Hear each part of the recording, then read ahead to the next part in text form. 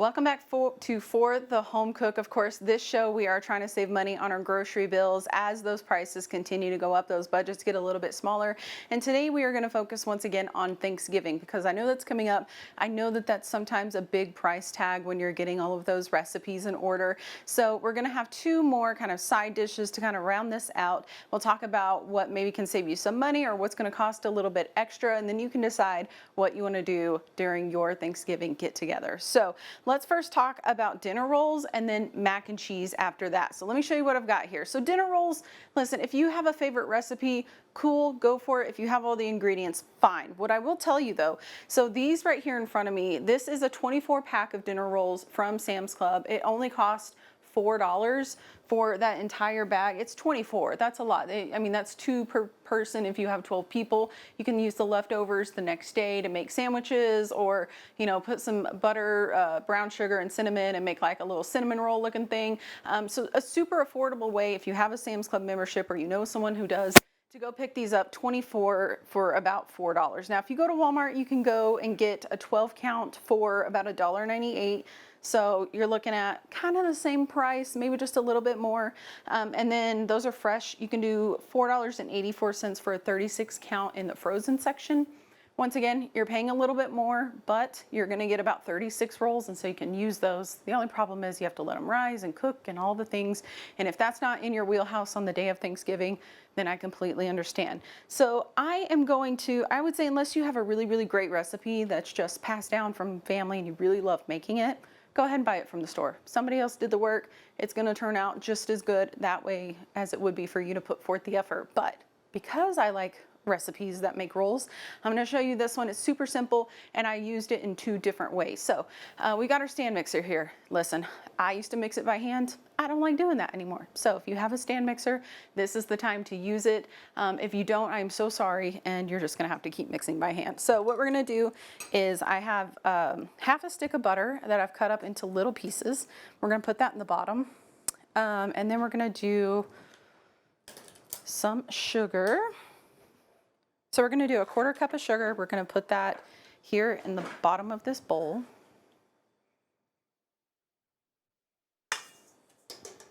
And then we're also going to do about a teaspoon of salt. Not too much, but it's going to balance out that sugar so that we don't have just sweet rolls.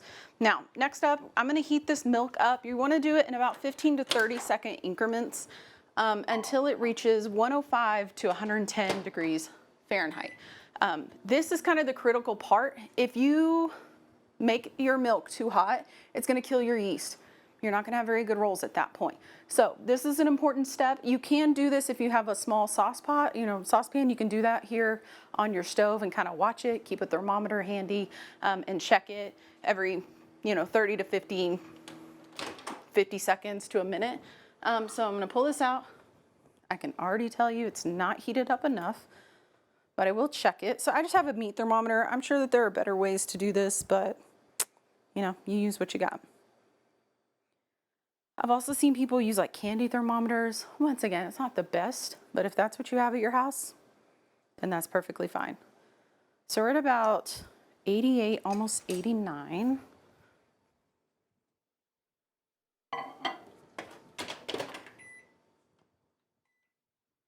So we'll go about another 15 to 20 seconds. And then when we talk about using yeast, there are two different types. There's fast rising, and then there's just active yeast. I'm going to be using just the active, not the fast. There are some recipes where you can definitely use that, and if that's what you have in your house, or if that's what you're comfortable with using, go right ahead. So I have 1.25 cups of milk.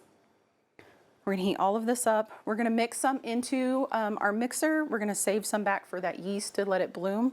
And then because we have our butter in here, that milk is warm enough that it's going to come in here and it's going to kind of melt our butter for us. Okay, we're at 99. Now, if my luck is anything to go by, I'm going to put this on for 10 seconds. It'll be 273 degrees, and we'll have to sit here and watch a thermometer go back to 110, but we'll see.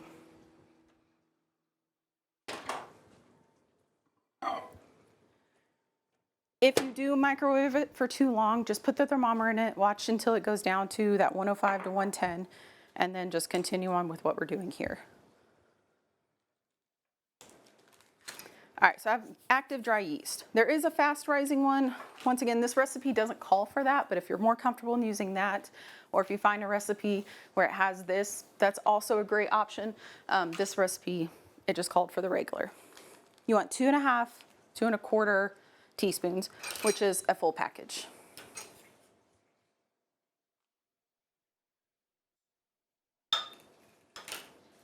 All right, we're right at 104. So about 5 seconds more.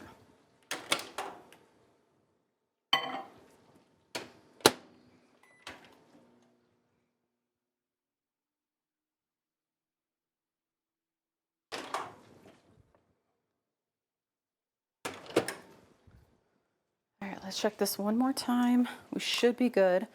Then what we'll do is we're gonna pour a cup of it into the bottom of this mixer. We'll save back 1/4 cup, and that's what we're gonna put our yeast in. Then we'll stir that up and then let it bloom for about 5 minutes. And then we'll continue on with this recipe. All right, we're about 107, which is good.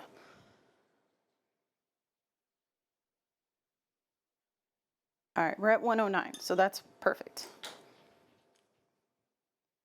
All right, so we're gonna pour all but 1/4 cup.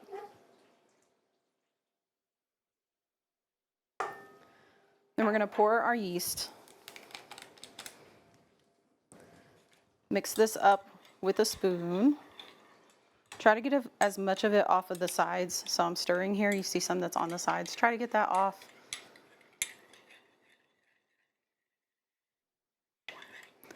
Stir it up. And now we'll wait 5 minutes on this. Okay. So while we're doing that, I'm going to switch over to mac and cheese. So this is my second favorite recipe that we have during Thanksgiving. I don't really like mac and cheese most other times, especially making it from scratch. But for Thanksgiving, it's a staple. So we're gonna make it 2 different ways. So my advice, and we'll get through the price of this and why I would do that this way, is to go out and get boxed mac and cheese. And here's why. You can increase the flavor in this tenfold and make it taste just like it would if you stayed here and made mac and cheese by hand.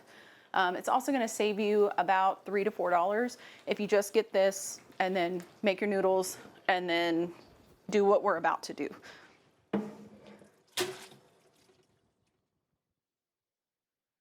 So these are the macaroni noodles that we're going to use for our homemade version. So I'm going to drain those, set those off to the side. Turn that back on. And then I'm going to put, so these are the shells that we cooked. I cooked them about a minute less than what the box says. And that's because we are putting them in the oven, so they are going to cook a little bit. You don't want them to be overly done when you put them in your oven.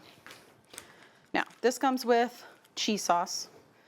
When you're getting your mac and cheese, find the one that does have the sauce and not the powder, because the powder takes butter and milk, and it's just extra ingredients instead of just getting what they have here. Also, some stores will have just these packets of cheese sauce. So if you would rather just buy the box of noodles for 98 cents and then get 1 or 2 packets of this, you can also do that as well. So there's 1 and 2.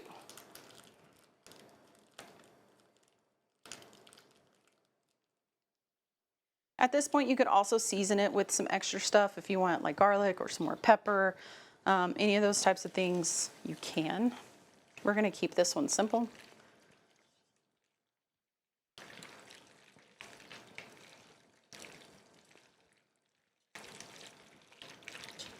So we're going to coat all of that.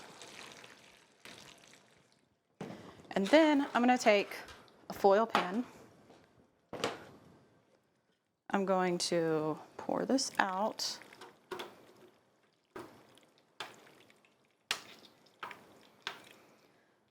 I had someone tell me a good secret for mac and cheese is adding in a little bit of mustard, either dry mustard or just mustard that you put on like hot dogs. I've never tried that. I don't know if it'll work, but apparently it increases the flavor. So if you want to dress up your box mac and cheese, it's a good way to do it. So I'm going to heat up a few tablespoons of butter.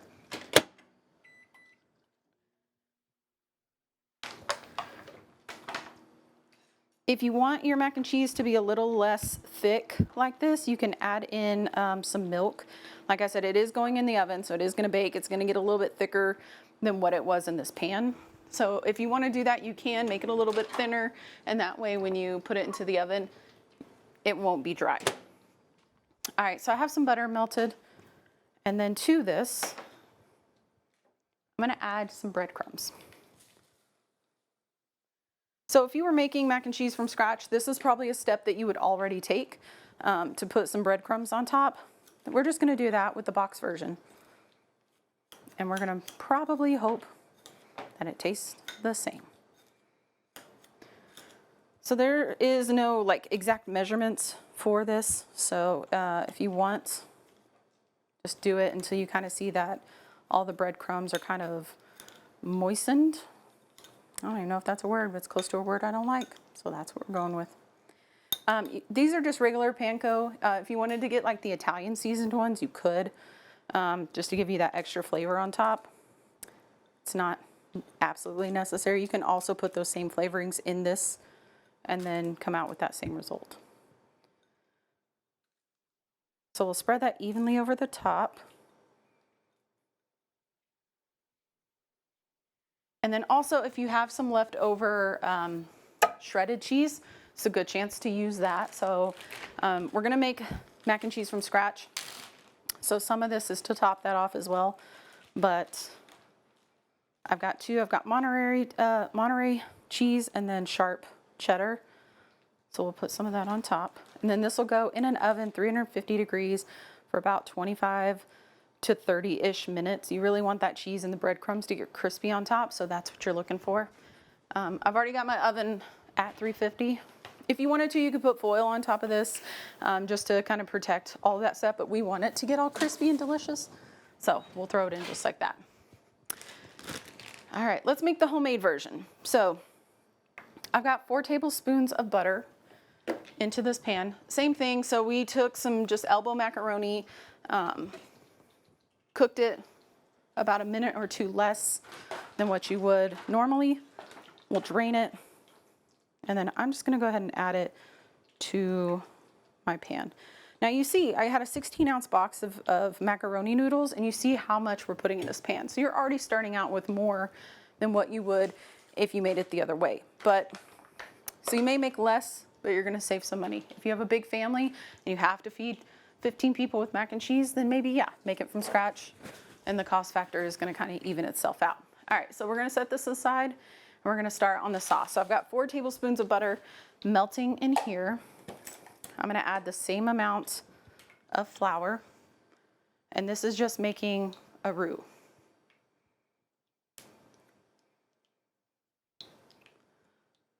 So there's 3, and there's 4. All right, so we're gonna mix this together. Just equal parts of butter and flour. You want to make sure that you're gonna get all of those clumps out, and then we're gonna let this cook for just about a minute. That way it can get kind of cook that flour taste out.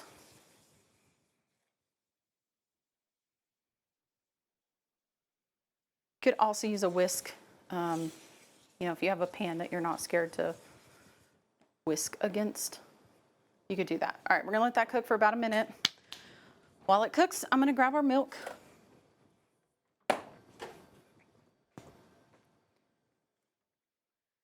Now, while this is going, we'll let that go. Our yeast, it's gonna bloom, so it looks foamy and stuff on top. So we'll go ahead and add that into our mixer. And then we're also going to add in 1 egg. Now, if you're at home, I would not do these 2 recipes simultaneously because, well, you need to be watching your roux. We'll see if I made that mistake today. Okay, so we're gonna mix this just on kind of low speed, just to get everything mixed in together.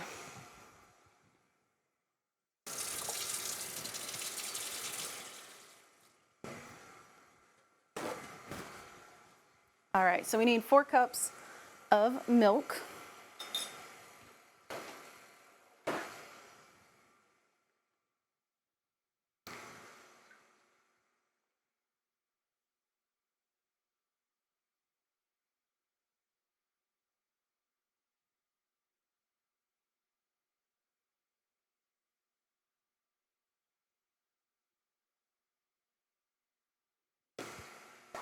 Okay, and then as soon as you put the milk in there, you want to start stirring because this is going to thicken up pretty quickly.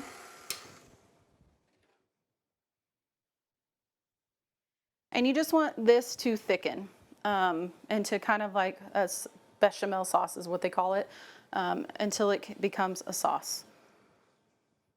I've got my heat about medium high. If you're doing this and it starts to become too thick too fast, go ahead and add a little bit more milk to it. We should be watching this pretty closely. So once we get it kind of mixed as much as possible, then I'm gonna let this come up to a simmer. We'll take it off and then we'll add 3.5 cups of cheese. Now, the cheese is really your preference of whatever that you want to use. I used sharp cheddar and some Monterey cheese. If you don't want to use that, you can use whatever types of cheese that you want. The world is your oyster. All right, so all this is mixed up. We're gonna take off this paddle attachment and we're gonna put in our dough hook.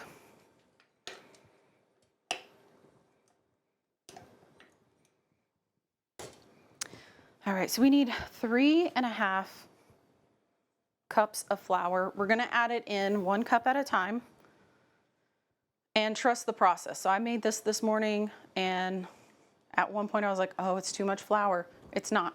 Trust the process and then we'll talk about what it looks like if you did add a little bit too much flour.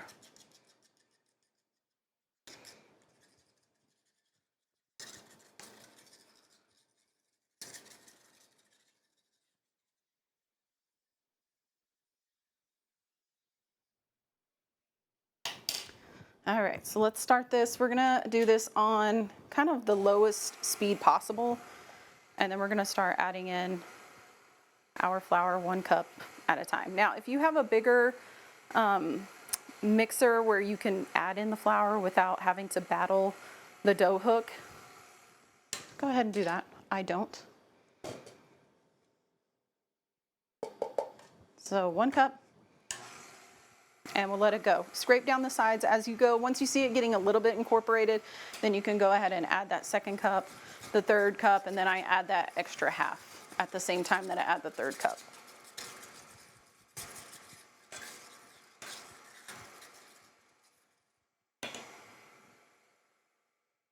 I'm gonna turn that up to medium high. I may regret that because it may go too fast, but we'll see. All right, so 1 cup in. If you want to sift your flour, that's perfectly fine. I am not. Don't know if it makes a difference if you do, but there you go.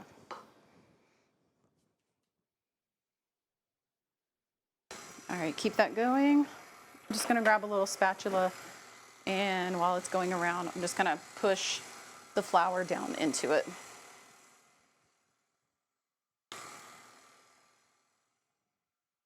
All right, so this sauce is going. We want to cook this for a few minutes until it gets to the thickness that you're supposed to have. I don't know how to describe what that thickness is, but you do want to cook it for a few minutes. It's gonna, like I said, it's gonna thicken up pretty fast. So as soon as it starts to do that, kind of turn your heat down a little bit, and then it should coat the back like that, where it leaves a spot once you move it with your fingers. So that did not take long at all. So we're gonna take this off the heat. Very, very important to do that. We're gonna add in some salt. We're gonna add in, I love a lot of pepper in my mac and cheese. If you don't add a whole bunch. I'm also gonna add just some garlic powder. I like garlic in pretty much anything that I'm eating.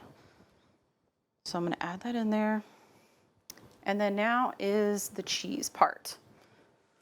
So I've got 3.5 cups of cheese right here.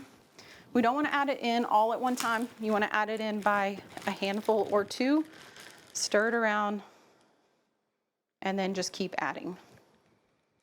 What you don't want is for your sauce to curdle, and if you add too much in at once, it's going to separate, and then you're going to have a broken sauce. I think you can fix a broken sauce, but it's not very easy. So we're going to try not to do that.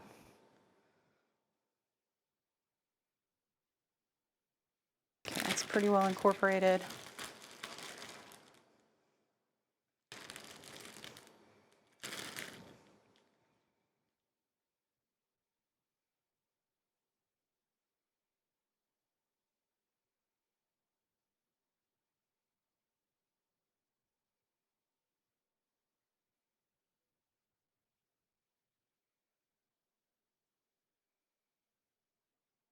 Okay, let's add in the rest.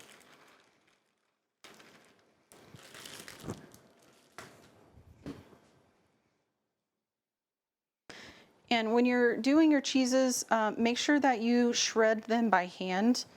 You know, if you have a machine that will automatically do it, do that. But you want to get the blocks of cheese and you want to shred them by hand. Because if you get the bags of cheese, those bags of cheese, the cheese is coated in a material that preserves the cheese. It does not work well for melting into a sauce like this. So make sure that you buy the cheese in a block. Make sure you pay your cheese tax to your pet, and then just shred it up by hand. So this calls for 3.5 cups. That was 2 8-ounce blocks of cheese, and I did have some left over that we put a little bit on that pan, and then we'll put some more on this. So if that helps, 2 8-ounce blocks. Okay, that sauce is good. We're gonna check our bread.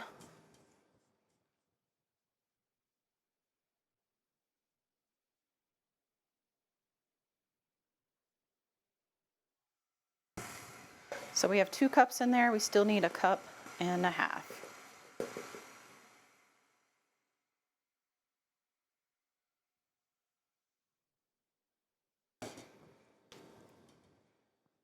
Add our 3rd cup.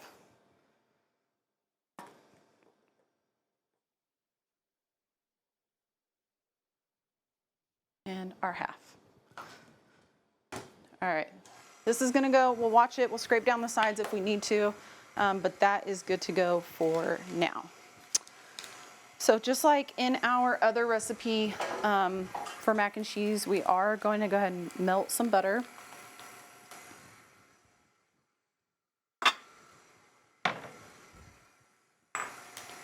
Same thing, this one doesn't have like a huge, here's the recipe. I usually do a few tablespoons of butter and then just do your breadcrumbs in there as well. I don't think you can have too much of a breadcrumb coating on mac and cheese. I think that's one of the best parts about mac and cheese. All right, like I said, trust the process on this bread. I promise you, once you get to this, it's starting to form this dough. It's picking up all of the flour off of the bottom and the sides. That's exactly what you want to happen.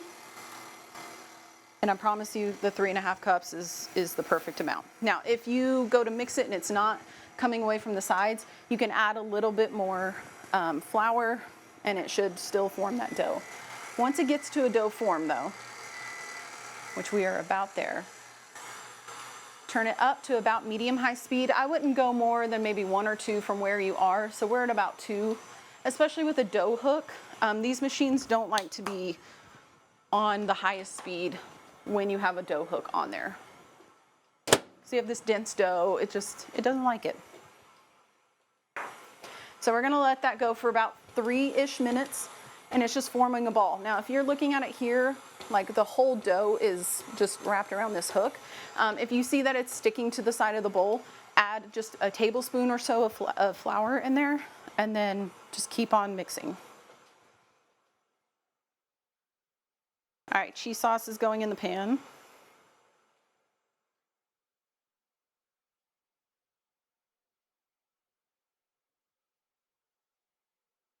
And we're going to do our best to stir this all together.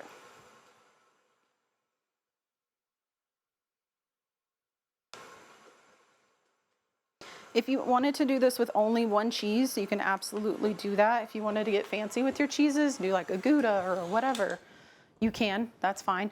I like simple mac and cheese. I don't like to get too fancy on the cheeses. One, because fancy cheeses are more expensive. And two, listen, mac and cheese is delicious in its simplicity. And that's what I love about it. So altogether, this recipe cost me about $12. You know, most of that is going to be the price of the cheese. Most everything else, you know, the price of the milk. So if you have milk at home, that may lessen that cost. So about $12 for this. We spent about $8 on the one that we made before from the box. And of course, you can pick and choose which one you think will taste better. It's probably going to be this one, but I know budgets are tight. So if you are like, it's going to have to be box mac and cheese, that's okay. You shouldn't have to go broke to celebrate Thanksgiving. All right, so just like our last recipe, we are going to take this melted butter. I'm going to add in some breadcrumbs.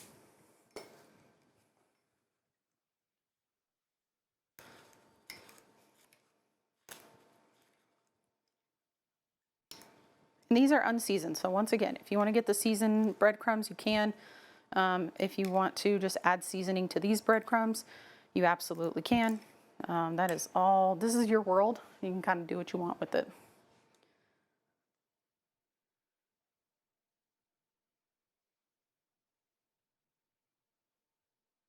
And if you look at this, you're like, that's not enough breadcrumbs. Okay, so melt some more butter and make some more. Like, this is your life. I'm just living in it. I'm just giving you some advice and a recipe. You can do with it what you want. All right, so there's the rest of that. And then I'm going to use the rest of that cheese because, one, I spent the time shredding it, so we are using it as much as possible. And it's just going to be good. All right, so same thing with this. 350-degree oven, 25 to 30-ish minutes. You want, you know, everything's pretty much done, so you just want the top to be crispy and golden brown, and that's kind of what we're looking for.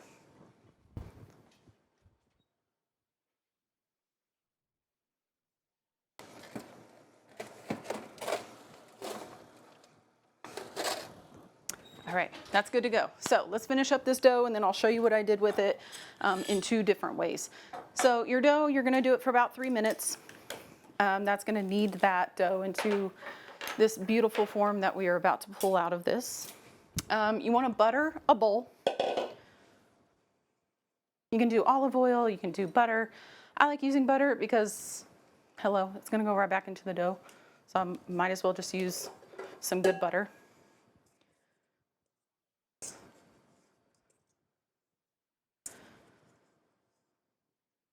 So we're going to pull that dough out.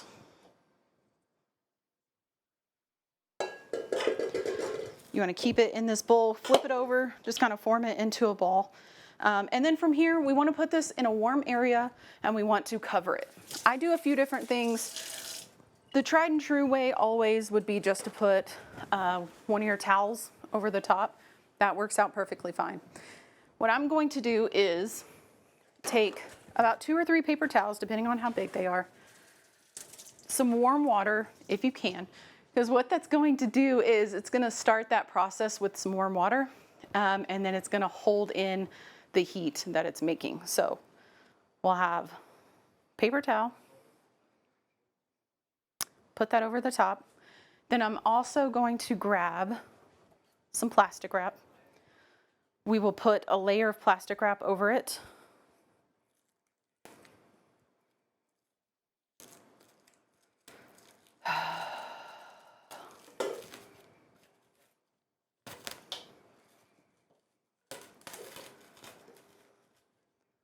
All right, so plastic wrap over the top. If for some reason your house is not warm, there are a few things that you can do. You can turn your oven on the lowest, warmest setting, wait for about 5 or 6 minutes, and then turn it off so that the top of your stove is warm. You could also turn it on warm and then stop it after about 4 or 5 minutes, and then put your bowl in the oven with the door open. That's going to create some warmth, but obviously you're not going to be cooking your dough. All right, so we'll do that. We'll put a towel over that, and then that's good to go. What you want with that is you want to let it proof for about 1.5 hours to 2 hours, or until it doubles in size. The warmer it is, the faster it's going to rise in that first time. And then if it's not very warm, it may take a little bit longer, but you want to double it in size. From there, you're going to unwrap everything, push all of the air. They call it punch the dough. So you punch the dough, get all the air out, and then you're going to break it up into 15 to 20, whatever size of rolls that you want. Put them in a greased or buttered pan. Put the plastic wrap back over, put the towel back over, let them rise again for about 1 hour till they double in size. And then you're going to bake them at 350 degrees for about 20 or 25 minutes. Now you can do an egg wash on top if you see that they maybe aren't getting very golden brown on top. You can do an egg wash on that. I also just the last maybe 5 minutes, I just turned the oven up to 400 just to brown the tops of these rolls. This one made 4, 8, 12, and 20-ish, 24 rolls. But here's what I love about this recipe. This recipe is good for a lot of different things besides rolls. So this was a favorite for me growing up. So what I did is I doubled the recipe. And in the second one, I did the same thing, put it in a bowl, let it rise, wait about 1.5 hours, put it out on a floured surface, roll it out, do melted butter, brown sugar, cinnamon, put it all over the dough, roll it up, and let it proof for another hour. You come out with cinnamon rolls. One of my favorite things to eat. And this is something that my mom used to do if she had leftover dough. She would make cinnamon rolls, or she would make a loaf of bread, and all of those things. Delicious. Same thing, you'll put them in a 350-degree oven and then let them go for about 30-ish minutes until they are cooked. Now, let me show you this. I made a cream cheese icing. So we are gonna just coat the tops of these. What I like about bread dough is it is something that you can make up the night before, put it in the fridge, and then you can either go through that first process of proofing, take them out, form it into this or 2 rolls, and then put it back in the fridge. Or you can put the whole dough in the fridge, bring it out the next morning, let it go through that first rise stage, and then turn around and make either rolls or cinnamon rolls. So this is something that you could do the night before, and then in the morning, get up, let them proof for about 1 hour, 1.5 hours, 2 hours in a warm spot. Throw them in the oven, and then by the time everybody's up to watch the Macy's Thanksgiving Day Parade, you've got cinnamon rolls for the whole family. You can put whatever you want into these, cinnamon, you can put fruits, whatever that you want. So some really great recipes.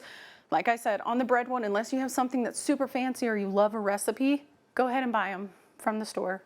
If you have all of the ingredients, so most of us have most of these ingredients in our house, maybe the only thing you don't have is the yeast, or 1 or 2 ingredients that you may not have, so it may be cheaper just to make it from scratch, and that's perfectly fine. Double the recipe, make some cinnamon rolls, make some loaves of bread, send everybody home with some leftovers and some bread or some cinnamon rolls. But a lot of great recipes. I have these below, so you can take what you will. It has the price of all of these below. That way you can pick and choose if you want to make it from scratch or you want to buy it from a box. Either way, it's still going to make Thanksgiving great just to have people around. It's not about the food. It's not about how much you spent. It's about being together, being thankful for what you have. So for now, I will let you go. We'll see you next time on For the Home Cook as we finish out our Thanksgiving series.